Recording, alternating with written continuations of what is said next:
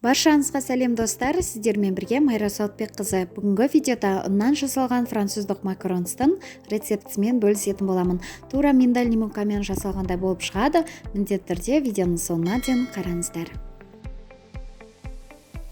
Ең алдымен ұнымыз бен сахарный пудраны екеуін араластырып қоямыз. Жақсылап бір бағытқа қарай араластырамыз және жұмыртқаның ағына шым-шым тұз салып, миксерні жай жылдамдығынан бастап миксерлейтін боламыз. Міндетті түрде жай жылдамдықтан бастаңыздар. Қатты бірден скоростьті қосуға болмайды. Және де аппақ көбік болғаннан кейін шекерімізді осындай бөле отырып қосыңыздар. Бірден қосуға болмайды. Неке осындай масса болып шығуы қажет. Қолымызбен көрген кезде осындай созылмалы болып тұрса, біздің массамыз дайын деген сөз.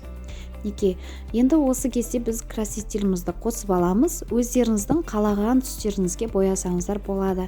Мен осындай кішкене ғана қызыл қосып, розовый түске енгіздім. Және де бірден ұнымызды салып, бір бағытқа қарай лопатканың көмегімен араластыратын боламыз. Және де мінеке осындай масса болып шығуы қажет. Неке осылай болады. Сол кезде біздің тестамыз дайын деген сөз. Және осындай пергамент қағазына болмайды, міндетті түрде осындай силиконовый формаға құясыздар. Видеода көрсетілгендей барлығын осылай құйып шығатын боламыз.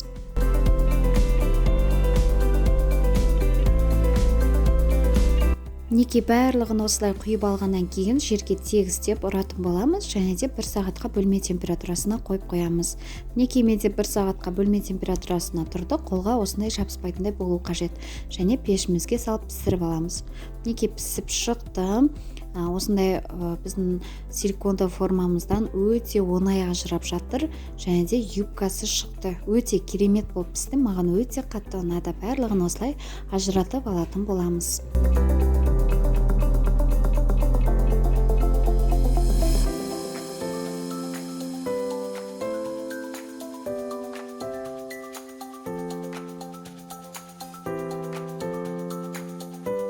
Ортасына салатын кремін таңдайтын боламыз. Мен шоколадқа творожный сырды араластырып, осындай крем жасадым. Негізі ортасына кез келген кремді қолдана аласыз. Енді макаронстардың бір-бірімен келетін, сәйкес келетін размерлерін осылай түгендеп шығатын боламыз. Барлығын осылай сәйкестендіріп дайындап аламыз. Одан кейін ортасына крем жаға отырып, макаронстарымызды жинайтын боламыз.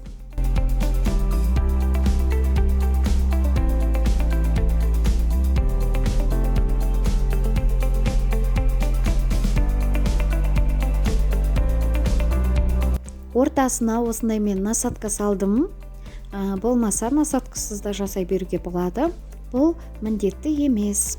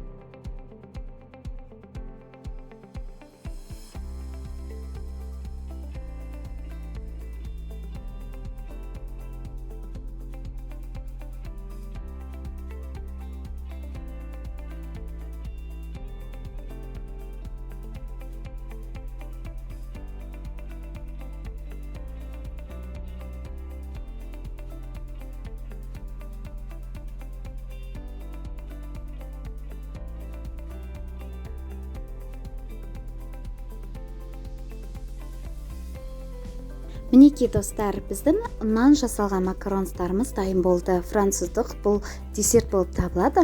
Өте дәмді болып шықты. Міндетті түрде жасап көріңіздер, кеңес беремін. Ұннан жасалған миндальный муканы іздеп мен көп жүрдім, осыны жасамай. Енді бүгін мінеке ұннан жасап көрдім. Мен көңілімнен өте қатты шықты. Жасалу жолы да өте қарапайым. Міндетті түрде жасап көруге кеңес беремін. Және де мен видео ұнаған болса, лайк қойып, комментарий жазып, арнама тіркелуді ұмытпаңыздар. Достар, менің арнама тіркелгеннен кейін колокольчикті басып қойыңыздар. Менде әр күн сайын видео шығуда.